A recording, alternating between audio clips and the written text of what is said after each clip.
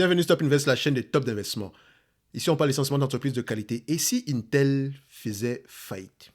Oui, c'est une question qu'on se pose généralement. Et si Intel faisait faillite? Si Intel ne se relevait jamais, même pas faillite, mais si Intel ne se relevait jamais, tout simplement parce que l'environnement concurrentiel ou bien l'environnement technologique a tellement changé que ces produits deviennent aujourd'hui de plus en plus, comment on dit ça, je ne dirais pas menacés par des concurrents qui investissent moins en recherche et développement. Donc, je vais vous lire un article ici, d'accord, on va le commenter. J'aime souvent lire, écouter les avis contraires par rapport... Bon, je possède du Intel ici, mais je ne ferme pas les yeux par rapport aux éléments négatifs qu'on pourrait mentionner sur cette compagnie. Je pose toujours la question de savoir, OK, quel est l'élément négatif? Est-ce que c'est durable ou pas? Est-ce qu'il y a une alternative à cet élément négatif-là? Donc, j'essaie de déconstruire tous les éléments négatifs qu'on peut avoir sur Intel ici. Et ça ne manque pas. Et c'est de plus en plus compliqué. C'est pour ça que je dis une chose. Ceux qui sont investis sur Intel, n'allez pas uniquement en regardant les rapports financiers. D'accord? Il faut également se plonger dans cette industrie-là. Et vous savez que j'ai commencé ces derniers temps à regarder le segment des semi-conducteurs et pas en passant, ASML a produit ses résultats financiers dernièrement.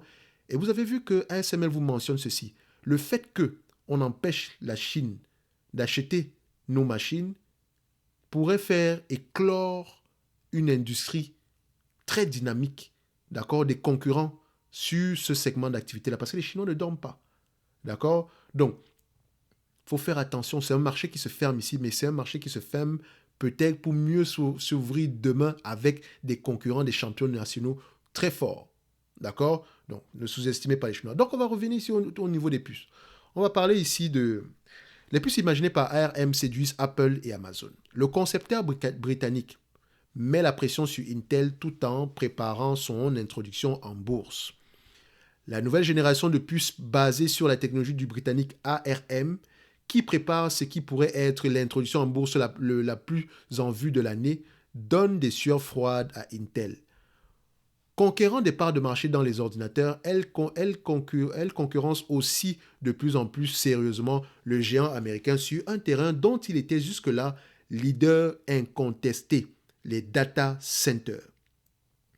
De sources proches du dossier, Amazon a fait appel aux Britanniques pour les processeurs pour serveurs que fabrique le spécialiste du e-commerce, tandis que Microsoft et Google planchent sur des processeurs utilisant des éléments fournis par ARM.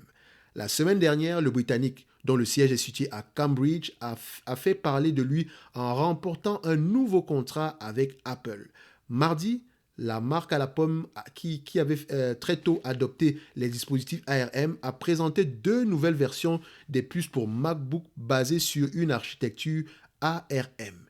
Intel, son fournisseur historique, ne s'occupera plus que des ordinateurs fixes haut de gamme. Maintenant, le géant américain qui publie ses résultats trimestriels jeudi devrait faire état d'une baisse de 23% du chiffre d'affaires de sa division spécialisée dans les PC, d'après les analystes interrogés par FactSet. C'est normal. Les PC ici, vous allez voir que les premiers, c'est parce que la pandémie ici a également bénéficié à Intel. Et vous allez voir ici que les PC sont au ralenti parce que nos premiers clients, c'est qui? Lenovo, Dell et Hewlett-Packard. Ils vont souffrir. Ok, ce n'est pas que Apple, ils vont souffrir, et donc s'ils souffrent, nous également on va souffrir. Sans compter le segment ici. Donc en conséquence, le segment des data centers. En conséquence du ralentissement économique et de la perte de parts de marché au profit d'Advance, Micromedia et d'ARM. Le chiffre d'affaires de la division serveur devrait lui chuter de 40% en glissement annuel. Et ça par contre, bon, c'est la division serveur ici, mais ça par contre, il faudrait regarder ça avec prêter attention. Parce que c'est un segment... attention, j'espère que la division serveur ici, ce n'est pas la division cloud, parce que je ne sais pas si c'est... Enfin, en tout cas, on ira voir dans les rapports financiers ici ce qu'il en est. Mais on sait que cette année-ci, Intel va souffrir. Peut-être même l'année prochaine. D'accord? Et vous avez dit ici que c'est le management qui est déterminant pour la survie de cette compagnie-ci. Donc, n'y allez pas juste en termes de bénéfices nets, etc. Parce que ce sont des choses qui vont disparaître dans les mois à venir. Ok, ça ne disparaît pas pour ne jamais revenir, mais l'entreprise n'a pas le choix que d'investir massivement tout ce qu'elle gagne pour pouvoir traverser cette mauvaise passe. Ok, n'oubliez pas, moi j'ai dit ici que Intel pour moi devrait couper ce dividende-là, que ça ne me dérangerait pas du tout, même s'ils ont les moyens de le payer. D'accord? Mais déjà, est-ce que c'est ça? Je ne mentionne pas ici. Est-ce qu'ils ont coupé le dividende? Non, ils n'ont pas encore coupé ce dividende-là. Juste regarder ici, parce que moi je ne regarde pas le dividende en fait. C'est un truc, ça me passe comme ça, je ne regarde pas ça. Donc ici, il donne encore, il distribue encore un dividende en date d'aujourd'hui. Combien est-ce que ça nous coûte chaque année ici? Ça nous coûte à peu près de 6 milliards. Moi, je veux qu'on coupe ce dividende-là de toutes les façons. Parce que je pense que ce 6 milliards-là pourrait être mieux utilisé ici par le management actuel. D'accord? Parce que les concurrents ne dorment juste pas. ARM ne fabrique pas des puces. Hein. Ils ont juste l'architecture. Et si vous utilisez leur architecture, payez des royalties. OK? Donc, on revient sur l'article ici. Donc, la récente percée du Britannique. Donc, la récente percée du Britannique auprès des spécialistes du cloud revêt une importance toute particulière puisque les data centers opérés par Amazon, Microsoft, Google et les autres sont gourmands en puces en puces et KRM, donc que ARM perçoit des royalties sur les puces. Donc, plus on utilise l'architecture ARM, plus ARM fait de l'argent. OK? Donc, ces puces-là, qu'elles soient fabriquées, il faut mentionner qu'elles ne fabriquent pas ni ne vendent pas de puces. Elles disposent uniquement de l'architecture parce que ces puces-là reposent sur son architecture. C'est une immense opportunité pour nous, affirme René Haas, directeur général du groupe. Actuellement détenu par le japonais SoftBank, ARM se prépare à entrer en bourse plutôt en fin d'année, dont on parle de 2023, d'accord, plutôt en fin d'année 2023, a précisé un responsable d'ARM l'an passé, parce que les turbulences boursières ont coupé l'appétit des investisseurs. L'entreprise doit aussi choisir son lieu de cotation, les pressions politiques s'exerçant au Royaume-Uni pour qu'il choisisse Londres. Le Britannique fait connaître le Britannique, excusez-moi, s'est fait connaître en concevant les éléments qui sont au cœur des smartphones avec son objectif réduire la consommation électrique pour allonger la durée de vie des batteries. Donc, ARM, son architecture permet de réduire la consommation électrique et allonger la durée de vie des batteries. C'est un argument ici, c'est un argument très fort pour pouvoir gagner des parts de marché. Les puces basées sur la technologie ARM sont aujourd'hui présentes dans plus de 95% des smartphones, dont les iPhones d'Apple. Et je rappelle que Intel a juste tout simplement abandonné ce segment d'activité-là. D'ailleurs, elle a vendu ce segment d'activité-là à Apple enfin pas dernièrement, mais en tout cas, je pense, oui, on va dire dernièrement. Pas récemment, mais peut-être 1 ou 2 ans par là.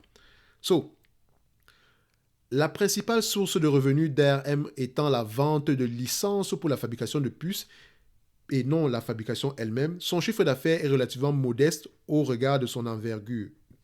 En 2021, il s'est établi à 2,7 milliards de dollars. Attention, ce n'est pas parce qu'on a un chiffre d'affaires de 2,7 milliards de dollars qu'on a 2,7 milliards de bénéfices. Attention, elle peut avoir 2,7 milliards de dollars ici, mais que le bénéfice net est négligeable, plutôt, c'est ce que je voulais dire. Elle peut avoir 2,7 milliards ici de dollars en termes de chiffre d'affaires, mais avec des marges bien plus élevées, justement parce que ce sont des royalties. OK? Parce que par exemple, si vous regardez une compagnie comme qui est spécialisée dans les royalties ici, Dolby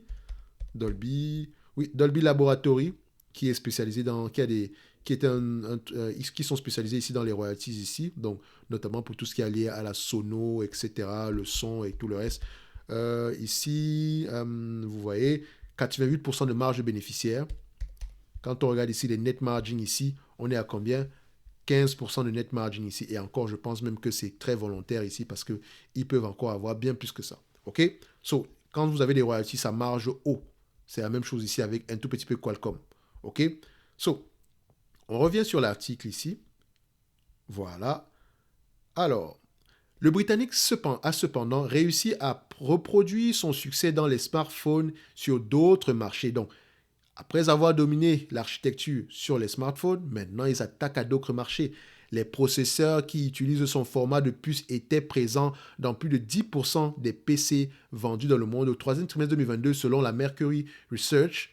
Et alors que les ventes d'ordinateurs portables devraient reculer de 5% cette année, celles des appareils équipés de puces ARM devraient progresser, estime Counterpoint Research. Donc, vous voyez déjà que mes amis, en termes d'investissement ici, nous sommes en retard si nous n'avons pas accès aux informations de Counterpoint Research. ou bien de Mercury Research. Ça ne veut pas dire que Counterpoint Research ou Mercury ont certainement raison. Mais les grands investisseurs ici, d'accord, ils ont accès à de l'information ici, voilà, de première main. Donc, vous, avec nous, avec juste nos états financiers ici et avec nos rapports financiers, on s'entend que, voilà, le game ici est déjà assez déséquilibré. Et encore, même avec l'accès à toutes ces informations-là, ces grands investisseurs ne gagnent pas, ne battent pas le marché, ne feront pas mieux que le marché. Imaginez donc si vous n'avez pas accès à ces informations-là. Donc, quand vous choisissez de faire du stock picking, il faut faire le travail qui vient avec. D'accord? Ça demande du travail. Je ne suis pas là pour vous faire peur, hein, mais je suis surtout là pour vous donner, pour vous parler de la réalité. C'est un travail, c'est un métier. Ça prend du temps. Ce n'est pas impossible que vous soyez de très bons investisseurs, ok, mais vous devez fournir l'effort nécessaire. Si sur Intel, votre raisonnement se limite à, oui, bénéfice net, dividendes, etc., ils pourront revenir, voilà. Vous êtes en brousse, littéralement. D'accord? En brousse. D'accord? Il faut approfondir ces recherches-là. Chaque élément négatif ici, recherchez des éléments contraires. Comme ce qu'on est en train de faire présentement ici avec la technologie ARM. Moi, mon rôle maintenant, c'est d'aller rechercher les éléments positifs. Donc, on continue la lecture ici. La part des processeurs vendus à des spécialistes du cloud qui n'utilisent pas l'architecture Intel, dont bien souvent celle d'ARM ressortait à 16% l'an passé et devrait atteindre 53% en 2026. On parle d'architecture, hein, on ne parle pas de puce. D'accord? Ça dit que si on utilise l'architecture ARM et vu que Intel a sa propre architecture ici, ça veut dire que nos concurrents vont prendre de plus en plus des parts de marché. D'accord? Selon le cabinet, cette information, c'est selon le cabinet Canalys. Donc Canalys ici, Canalys, c'est un truc que je voulais acheter dernièrement. Hein. Si je me trompe, Leading Global Technology Market Analysis. Non, c'est pas ça. C'est pas eux, c'est autre chose. Vrai. Vous voyez que, voilà, si on n'a pas accès à ce genre d'informations, si c'est de plus en plus, c'est compliqué. D'accord? Mais ça ne veut pas dire que vous ne pouvez pas être de bons investisseurs. Il y a quand même Statista qui est là pour vous. OK?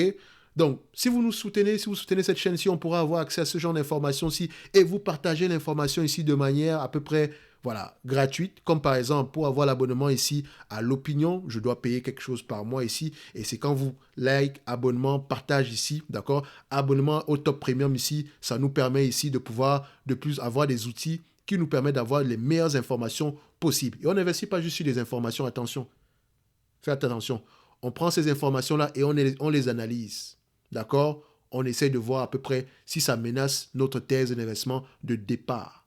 On ne va pas lire quelque chose dans un média, boum, on va vendre les actions. Non, non, non, non, non. Pas comme ça qu'on investit.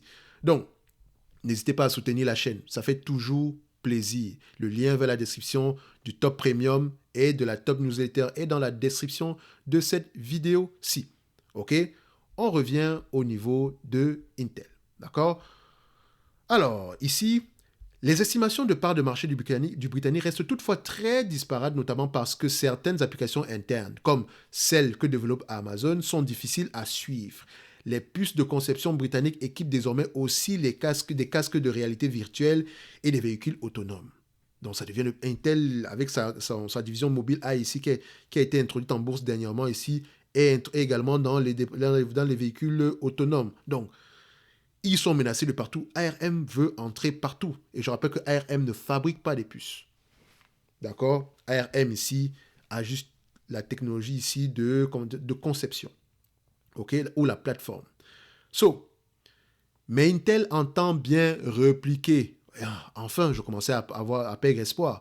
En janvier, l'Américain a déployé une nouvelle génération de processeurs pour serveurs dont les performances et la sobriété sont censées être excellents. Sont censés. On n'a pas dit sont excellentes ou sont meilleures. Sont censés. Donc, maintenant, quand un investisseur entend ça, il va aller vérifier le produit en question. Comparé au produit ARM, qu'est-ce que ça veut dire? Et je vous assure que techniquement, il y a un langage à apprendre derrière. D'accord? Je commence à comprendre pourquoi Warren Buffett évite le secteur technologique parce que moi, je me sens comme un analphabète quand je lis ça, les amis. Oh, le discours est tout simplement, voilà, c'est du chinois pour moi. Moi, c'est du chinois quand je commence à lire. Mais quand je fais la recherche, etc., ça commence à s'éclaircir un tout petit peu. Et j'apprends également. D'accord? Donc, Nous savons ce que nous avons à faire pour rester le fournisseur de référence de ces produits. Nous avons tout fait pour nous avons tout fait pour que ce soit le cas et nous avons mis toutes les chances de notre côté, résume Lisa Spellman, vice-présidente d'Intel en charge des processeurs pour serveurs. Les processeurs pour serveurs basés sur l'architecture ARM profitent de l'engagement écologique croissant des spécialistes du cloud. Les 3 plus gros acteurs américains se sont engagés à réduire leur empreinte carbone d'ici 2030. Chaque data center abrite plusieurs centaines de milliers de serveurs et a besoin chaque jour d'autant d'électricité qu'environ 30 000 foyers. Réduire la consommation est donc indispensable pour atteindre les objectifs ont indiqué des responsables. Donc, quand on parlait de serveurs plus hauts d'Intel, ici, on parlait à peu près de ce qui est utilisé dans les clouds. Donc, si on sait 56% est utilisé demain dans les serveurs, ça menace l'entreprise. C'est dangereux. D'accord? C'est une menace ici, à long terme. OK? Donc, on dit que le segment serveur va chuter de 40%. On va voir ça pour Apple. En tout cas, Intel va publier ses résultats à peu près aujourd'hui. Je pense que c'est jeudi, n'est-ce pas? C'est aujourd'hui sans doute. Soit le soir, soit le matin, je ne sais pas. Bref, on ira voir ça. Peut-être qu'on va certainement les commenter. OK? So, ne vous attendez pas de bons résultats. Hein? Déjà, entre parenthèses. So, l'électricité va devenir un problème. Pour nous, quand on dit l'électricité va devenir un problème pour nous, comme pour les autres, résume Dave Brown, vice-président d'Amazon en charge des fermes de serveurs du groupe, l'un des plus gros acheteurs de puces. Basé sur la technologie d'ARM et présenté l'an passé, les puces Graviton d'Amazon sont 60% plus efficaces que les autres microprocesseurs, affirme-t-il, les autres étant les puces Intel et AMD. Donc Amazon elle-même fabrique ses propres puces. Vous voyez à quel point ce secteur est devenu... voilà. Tout le monde peut se permettre de fabriquer ses propres puces aujourd'hui grâce à la plateforme ARM. C'est pas compliqué, hein? C'est dangereux. En tout cas, Intel n'a pas directement... C'est pour ça que Intel ici, j'espère vraiment que le segment Foundry ici va pouvoir gagner ici en termes de... va peser en termes de chiffre d'affaires et de marge au sein de la compagnie. Parce que ici, ça pourrait être la bouée de sauvetage d'Intel. Prendre de l'argent du segment semi-conducteur pour le mettre dans le segment Foundry afin de concurrencer les TSMC. Et avec ici l'avènement de la concurrence en Chine, etc., etc. Donc Intel est bien. Vous avez vu, on avait lu dernièrement un article présentant Intel voilà, sur le... Oh, je vous rappelle ici également, pour ceux qui savent, on adore la chaîne la chaîne de Philippe, donc Finance Academy ici. Pour ceux qui veulent aller plus loin, apprendre à lire les rapports financiers ici, surtout compagnie européenne sur Euronext, allez-y sur cette chaîne-ci et je suis sûr et certain que vous serez entre de bonnes mains. Donc, on revient ici sur la chaîne. J'ai fait une vidéo dernièrement qui était également un commentaire, juste pour vous la montrer ici, pour ceux qui ne l'ont peut-être pas vue, parce que je pense qu'elle est toujours d'actualité en date d'aujourd'hui. On parlait notamment ici comment on appelle ça? Du fait que les... Attendez, je vais retrouver la vidéo déjà ici, 6 facteurs, back le marché, GPT, les bitcoins, GPT, ici, le rallye. Où est-ce que ça se trouve ici? On va aller regarder ça. Danger, c'est d'être... OK, la guerre des semi-conducteurs. D'accord? On parlait du fait que Intel a poussé pour que le CHIPS Act sorte parce que, voilà, le gouvernement américain pourrait favoriser un champion national. D'accord? Tout simplement parce qu'on est présentement en guerre. Et vous voyez que si champion national est favorisé, on va encourager les entreprises comme Apple à produire sur le territoire américain. Mais attention, le coût du travail est élevé aux États-Unis et il faut former le personnel et l'expertise ici, c'est TSMC qui l'a. Donc TSMC vous dit ceci, qu'il est plus efficace, plus productif de produire à Taïwan et d'envoyer vers les États-Unis que de produire aux États-Unis et de vendre aux États-Unis, tout simplement par rapport au coût du travail. Maintenant, comment est-ce que ça va se passer? On verra. Et encore, on a un besoin de main-d'œuvre criard au niveau de la conception des puces. En tout cas, on ne fait pas la conception, mais la fabrication des puces ici, au niveau aux États-Unis. Bon, pour ceux qui sont étudiants aujourd'hui, ça pourrait être un segment ici que vous pourrez regarder en profondeur. Maintenant, est-ce que c'est en termes de salaire, c'est intéressant? Point d'interrogation. Allez-y voir. Donc, on revient ici. AMD, plus Just Brown, ici. Donc, voilà. Donc, Intel n'a pas directement réagi aux affirmations d'Amazon, mais son patron Pat Gelsinger a sous-entendu l'an passé que la génération de processeurs pour serveurs qui sera lancée en 2024, pas 2023, mais 2024. Mais 2024, quand? Vous savez déjà qu'on va souffrir en 2023. Peut-être en 2024 également, on va souffrir. Surclassera les solutions ARM sur plusieurs critères d'efficience et de performance. Pour le moment, ARM est déjà assez efficace. Donc, vous êtes en train de reconnaître que vous êtes en retard. Et que c'est à partir de 2024 qu'on aura à peu près ce que ARM fait aujourd'hui.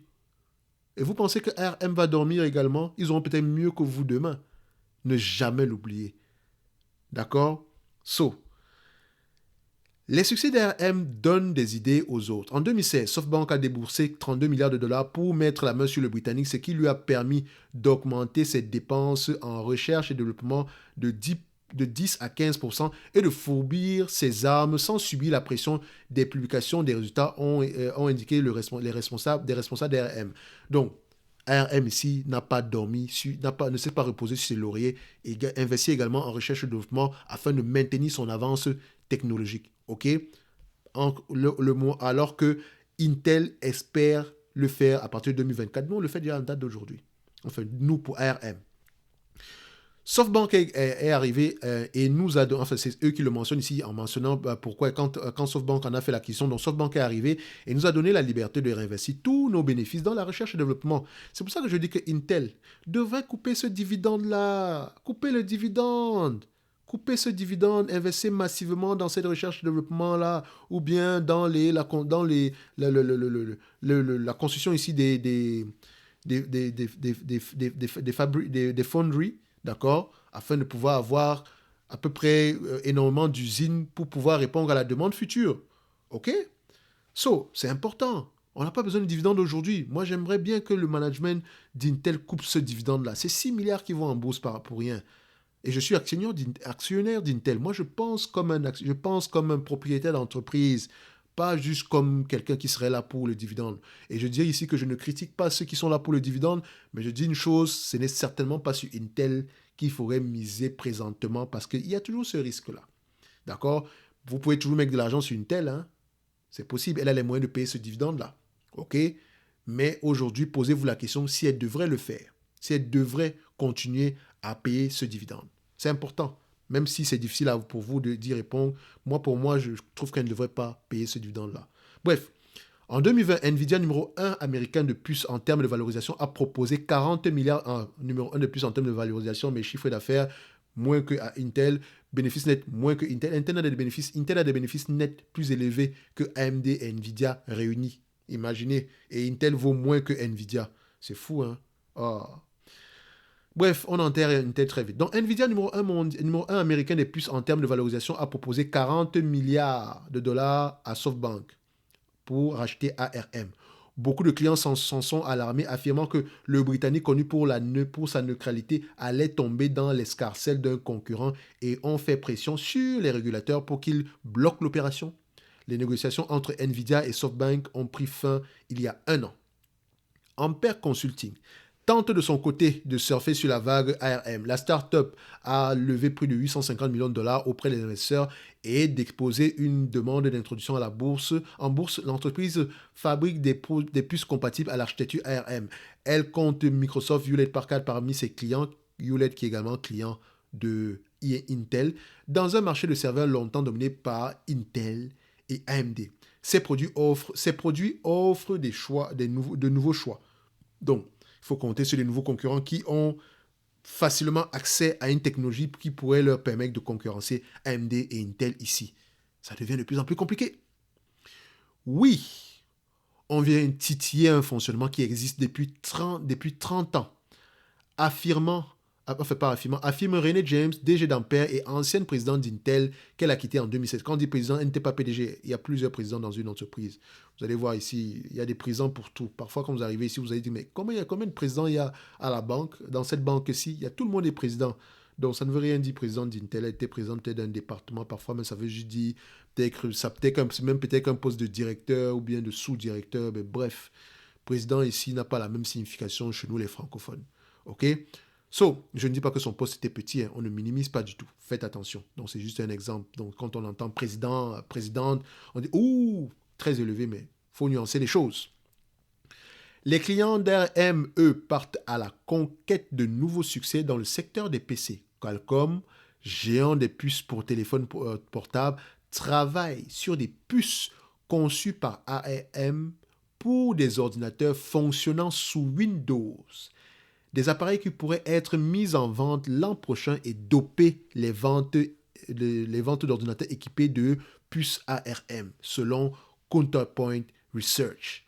Lisa Su, directrice générale d'AMD, a déclaré l'an passé que son entreprise venait de commencer de travailler sur des puces ARM destinées à des consoles. Donc, ARM représente une menace pour Intel en date d'aujourd'hui. Ce qui me fait souvent poser la question à savoir, est-ce que Intel a mentionné ARM dans ses rapports financiers? Donc, on va taper ici Intel, on va aller mettre le 10K. 10K, c'est le rapport annuel ici, d'accord? Vu que nous sommes en 2023, on va prendre le 10K 2022 qui est sorti en janvier ici et qui prend en considération à peu près les rapports financiers ici pour tout ce qui s'est passé en 2021. Donc, je clique ici, je valide et je vais chercher CTRL F, je vais taper ARM pour voir si Intel cite ARM comme concurrent. J'espère bien qu'elle va le faire. Donc, ARM, vous allez voir que vu que c'est ARM ici, il y a beaucoup d'occurrences ici. Parce que ARM, c'est ARM Learning. Non, c'est M comme maman. Voilà, ARM. Voilà.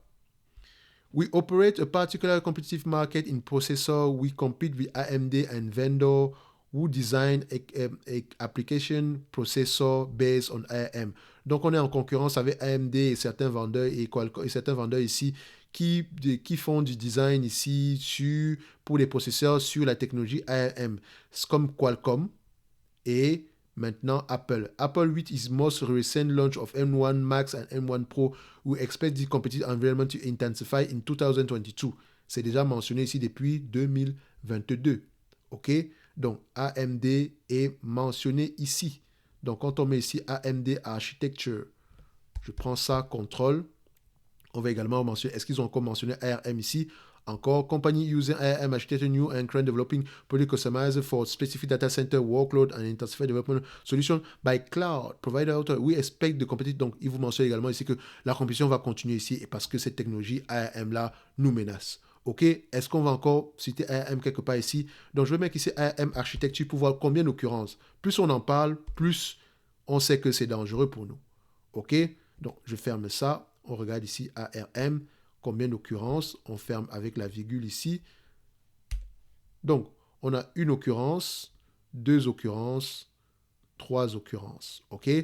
Donc, ARM, c'est quelque chose qu'on connaissait déjà depuis longtemps au niveau de Intel. Bon, nous sommes en 2020. Admettons un peu qu'on va un peu aller en 2017 parce que je me dis que bon, ARM, c'est pas arrivé du jour au lendemain. On avait déjà certaines informations en 2017 quand Intel était encore Intel. D'accord? On va faire la recherche ici, CTRL F.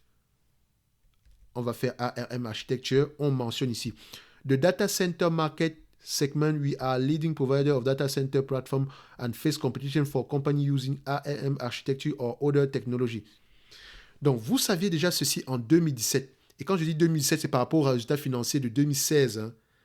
Et c'est maintenant que vous pensez avoir une technologie 6 ans plus tard. Et ça, même pas 6 ans plus tard. C'est en 2024. Pour un problème que vous connaissez depuis à peu près, disons, 2016. 8 ans. Moi, je pense que, comme je dis toujours ici, Intel a été dirigé par une bande d'incompétents notoires. D'accord? Parce que du point de vue financier, c'est tout ce qui les intéressait. Cette compagnie ne peut pas être dirigée par quelqu'un qui n'a pas par quelqu'un qui n'est pas un technicien.